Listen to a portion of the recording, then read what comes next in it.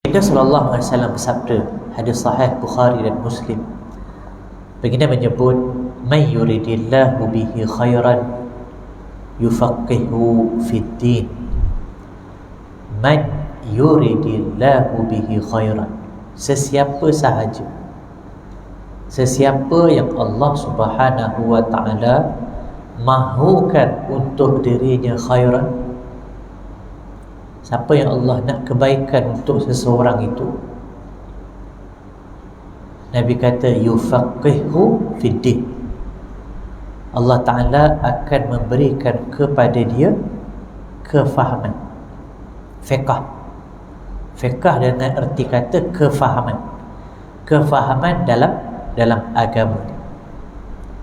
Mudah-mudahan kita datang awal untuk sama-sama dengar tazkirah ringkas malam Jumaat, dan kita akan menghayati nanti khutbah Jumaat yang telah disediakan oleh unit khutbah bahagian pengurusan masjid Jabatan Agama Islam Selangor, berkaitan dengan tajuk khutbah nanti tentang derma organ demi kehidupan, yang dibuat sempena hari kesedaran penerima organ untuk bulan Ogos 2022 ini. Jadi ini pun berkaitan dengan kefahaman. Derma organ ini pun berkaitan dengan kefahaman.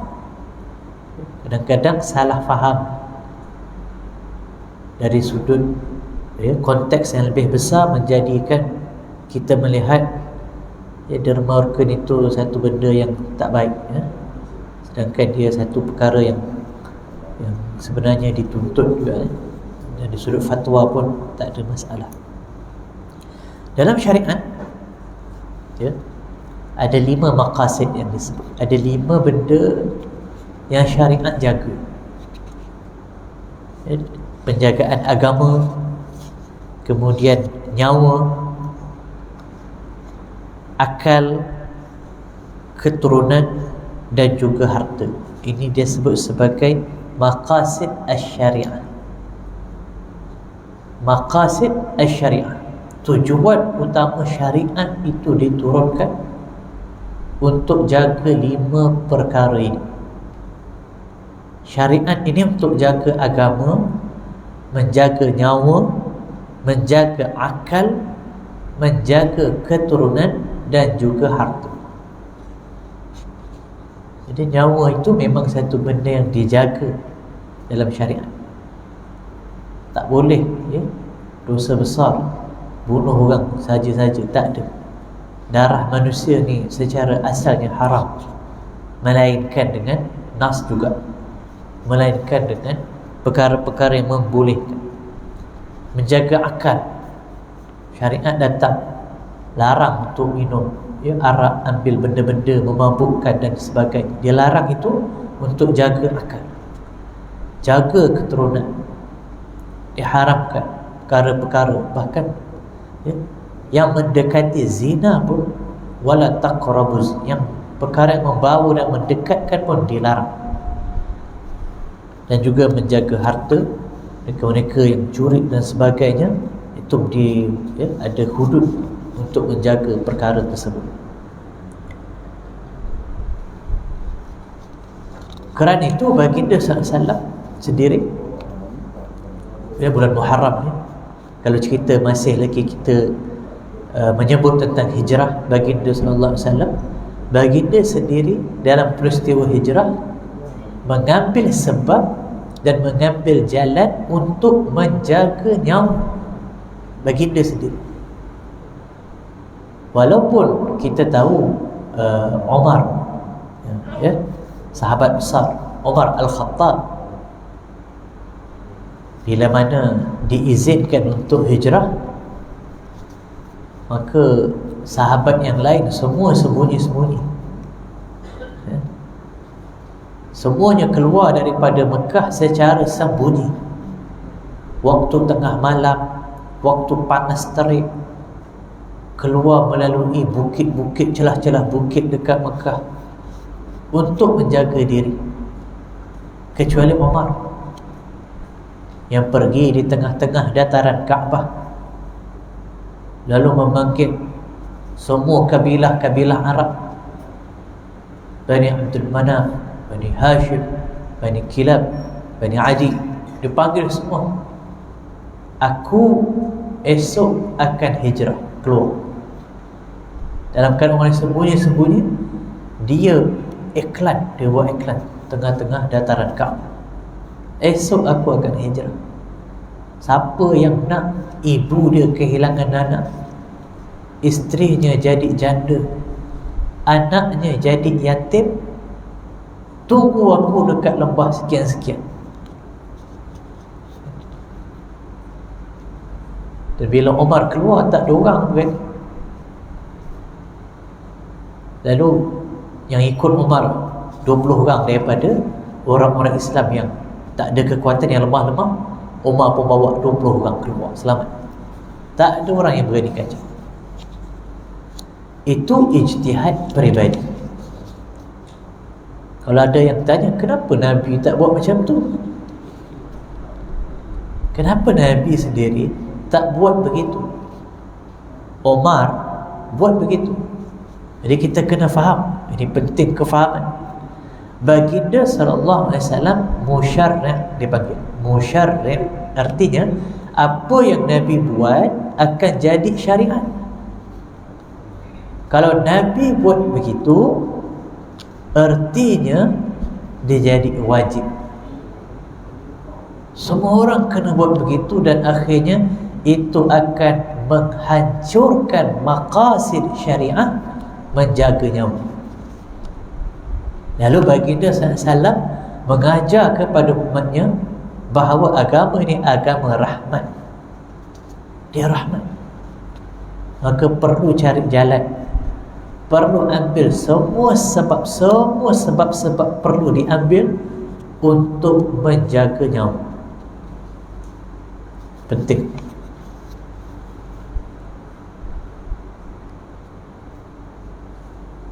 Nabi sendiri pergi ke Bukit Sur, menyorong dulu kan? Menyorong dulu di Bukit Sur. Kalau tengok geografi, bukit tu terletak di selatan Mekah.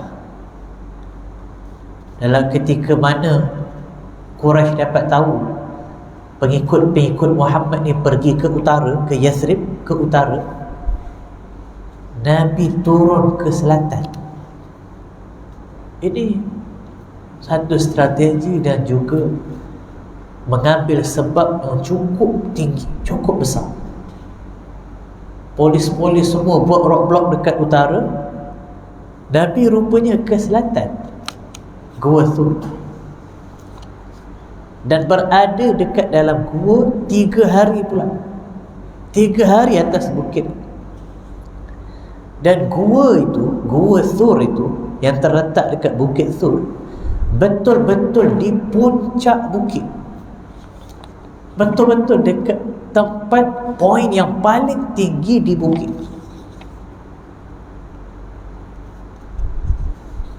Saya pernah naik bukit itu beberapa kali jugalah, naik ke Bukit Thur itu. Masa pertama kali naik tu tuan-tuan, kita sendiri boleh melihat banyak lubang-lubang ataupun tempat-tempat untuk sembunyi sebelum sampai ke puncak. Masa kita pertama kali naik tu, yang bawa tu abang-abang sini kan, kita tanya, yang ni ke tempat menyorok guanya? Bukan, atas lagi. Naik lagi, dah letih dah ni. Umur masa tu baru 20-an okay? Nabi SAW masa naik atas tu 53. Kita 20-an naik ni rasa letih dah. Sebab kita fikir Nabi nak menyorok, pertama dah ke selatan dah satu, naik pula bukit nak menyorok. Naik separuh, okey lah, separuh. Tempat pun selamat. Memang kita nampak banyak lubang-lubang tempat menyorok ni, banyak. Ada batu-batu besar, lepas tu ada tempat tersembunyi, boleh masuk menyorok. Kita tanya abang sini ke? Atas lagi, naik lagi, nampak lagi tempat, lagi strategi, boleh pusing gua tu, memang tersorok betul. Yang ini ke? Bukan, atas lagi. Betul-betul dekat puncak. Tak ada tempat boleh naik, betul-betul dekat puncak. 2-3 batu yang antara satu sama lain. Lalu Nabi masuk dalam, mengambil semua sebab untuk menjaga nyawa. Penting. Dan merancang dengan begitu teliti. Walaupun begitu, tuan-tuan, kita semua tahu orang kafir tetap sampai dekat pintu gua. Allah. Kufar Quraisy Mekah, walaupun Nabi dah ambil semua sebab tu, pergi ke selatan 5 km, tuan-tuan, 5 km. Bukan 5 km ke utara, ke selatan, ke bawah. Naik bukit, antara bukit yang paling tinggi di Mekah, Bukit Sur, dan menyorok di puncak tempat yang paling tinggi pun orang kafir sampai untuk ajarkan pada kita semua, di akhirnya yang menjaga kamu ialah Allah. Di akhirnya yang menjayakan perancangan dan strategi ialah Allah. Buatlah macam mana, planlah macam mana, rancanglah macam mana pun, kalau Allah kata tak edit. Dan memang orang kafir betul-betul dekat kaki, dekat pintu gua. Nabi dan Abu Bakar nampak kaki-kaki orang kafir dekat pintu gua. Dan Abu Bakar mengatakan kata-katanya yang masyhur, wahai Rasulullah, law ra'a ahadakum tahta qadamaihi la ra'ana. Kalau seorang saja di kalangan mereka yang tunduk, kalau seorang saya di kalangan mereka ni yang tunduk untuk menjenguk dekat lubang yang Nabi sembunyi, nescaya kita akan terdedah. Tengok, nampak siapa yang menghalang mereka daripada untuk tak tunduk aja, sedangkan mereka dah sampai di puncak bukit, di kaki gua Allah. Itu kalau tunduk nampak terus. Baginda SAW kata, wahai Abu Bakar, jangan kamu sangka kita berdua, tetapi ketahuilah Allah Subhanahu wa ta'ala yang ketiga bersama. Nabi tunggu 3 hari. Lepas tu bila turun nak pergi ke Madinah pun tidak melalui jalan biasa, melalui jalan laut dan juga jalan yang tidak dilalui oleh pejalan ataupun rombongan biasa ke Madinah. Sehingga perlukan pakar lah. Sebab tak nak lalu jalan biasa, jadi kena pakai Waze lah kan? Dan zaman itu Waze dia ada pakar lah, nama Abdullah ibn Uraiqid, kafir. Jadi kita nak sebutkan bahawa menjaga nyawa itu adalah asbab yang sangat besar, salah satu daripada maqasid asy-syariah. Ada sahabat lain, kita boleh ambil sedikit lagi tentang beberapa contoh ni. Antara yang awal bila dapat perintah hijrah ialah keluarga Salamah. Abu Salamah, ayah, isterinya Ummu Salamah, dan anaknya nama Salamah. Jadi 3 beranak ni keluarlah daripada Mekah nak pergi ke Madinah. Sampai dekat sempadan, rupanya ada roadblock, kena tahan. Bila kena tahan, sebahagian yang tahan itu keluarga dia orang sendiri.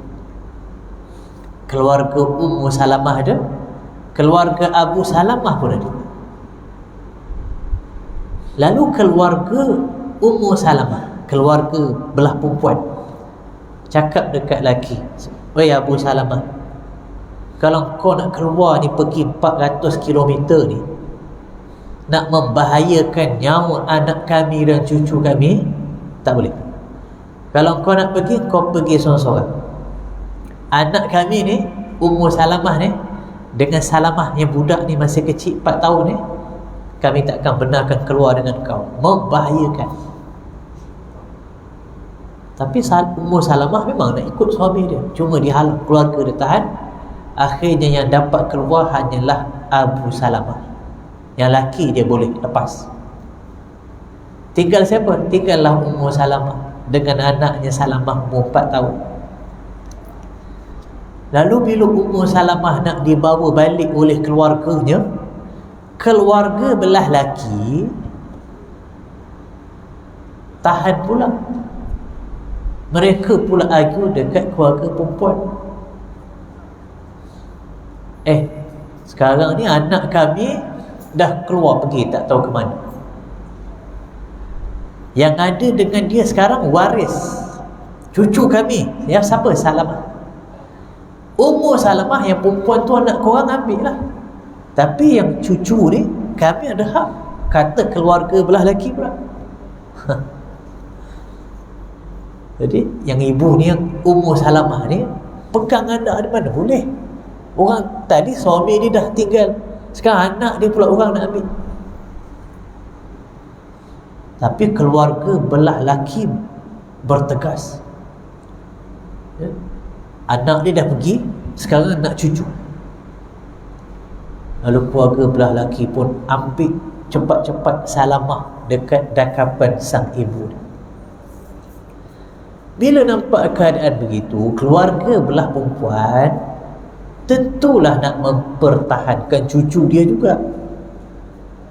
Jadi berlakulah tarik menarik. Budak 4 tahun ni tuan-tuan, sebelah tangan ditarik keluarga belah laki, satu lagi tangan ditarik oleh keluarga belah perempuan. Budak umur 4 tahun, bila kena tarik dua keluarga macam tu, sampailah tercabut tulang bahu kedua-dua. Salah 4 tahun. Bila dah begitu, mak yang tengok ni, Ummu Salamah, yang sedih dengan pemergian suami, cakap dekat keluarga dia, dah lah tu, dah jadi macam ni dah anak, bagi je lah daripada teruk. Lalu dipisahkan pula sang ibu dengan anak. Tuan-tuan, anak ni bila kena pisah dengan ibu, ya, ibu bila dipisahkan begitu, itu memang susah, berat. Janganlah kita pisahkan ibu dengan anak.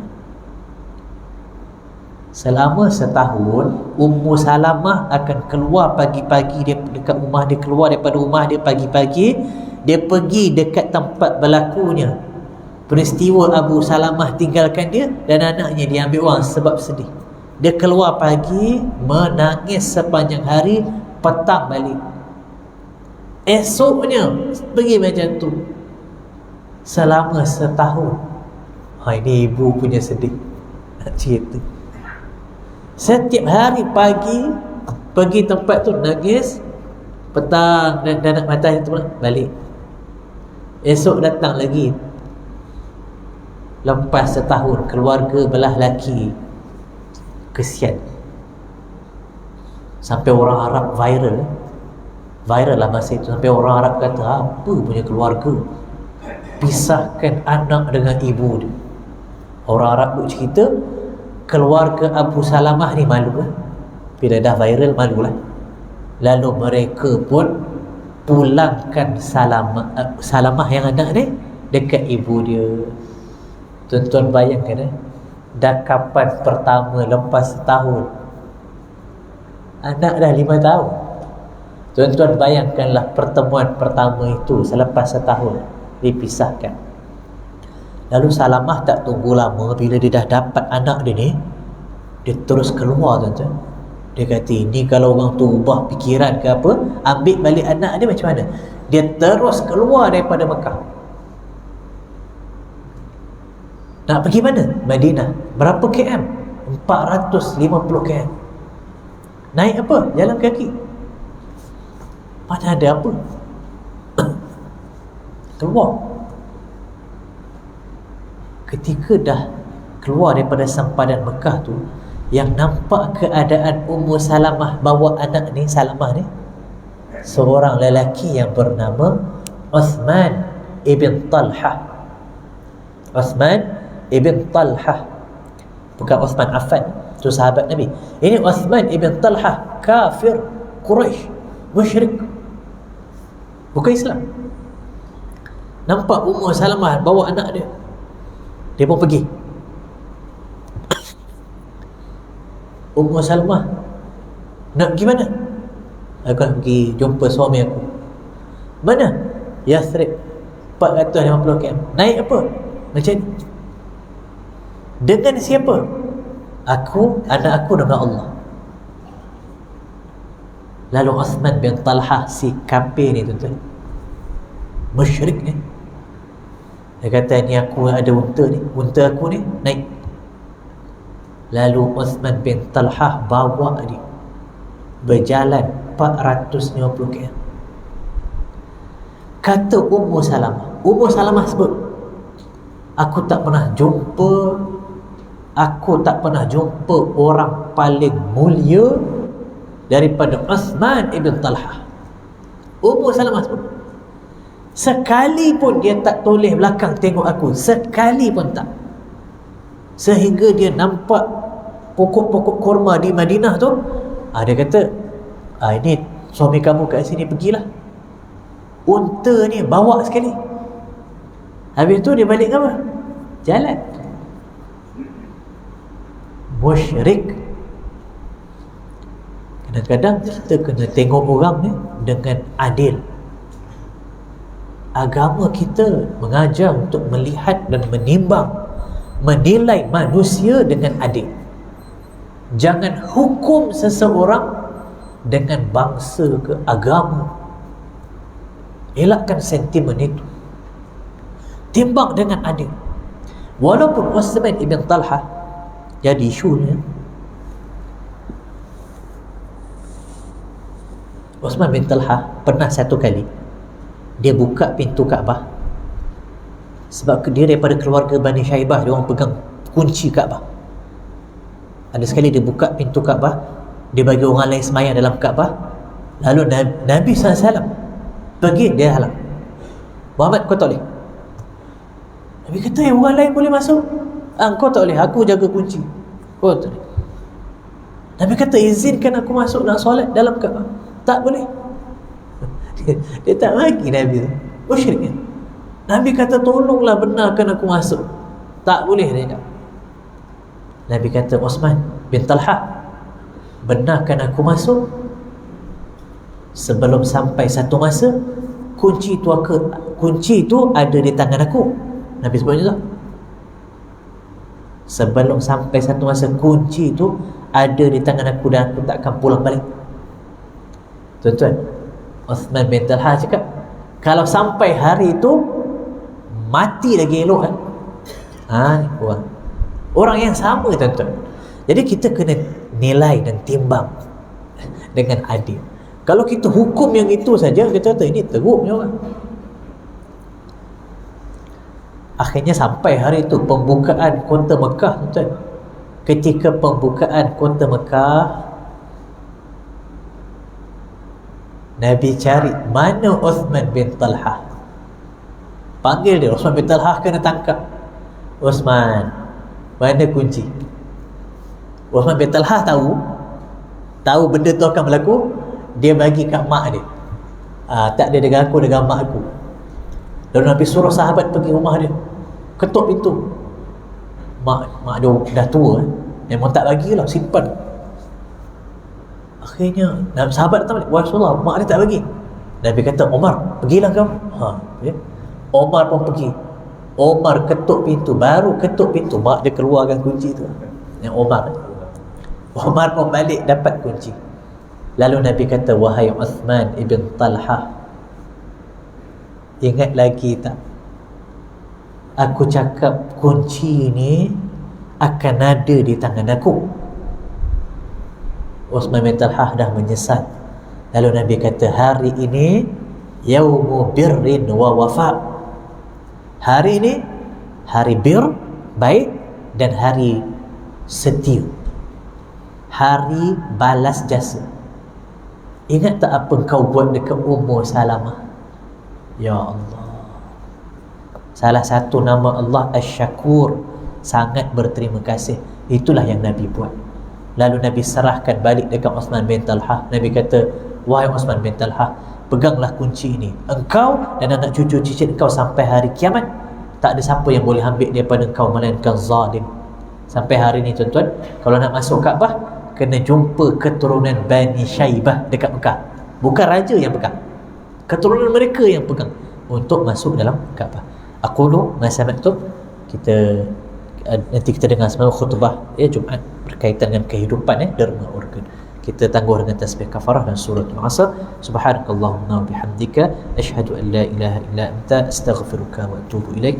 Bismillahirrahmanirrahim. Wal 'asr innal insana lafi khusr illa alladhina amanu wa 'amilus salihat wa tawassaw bil haqq wa tawassaw bis sabr. Wassalamu alaikum warahmatullahi wabarakatuh.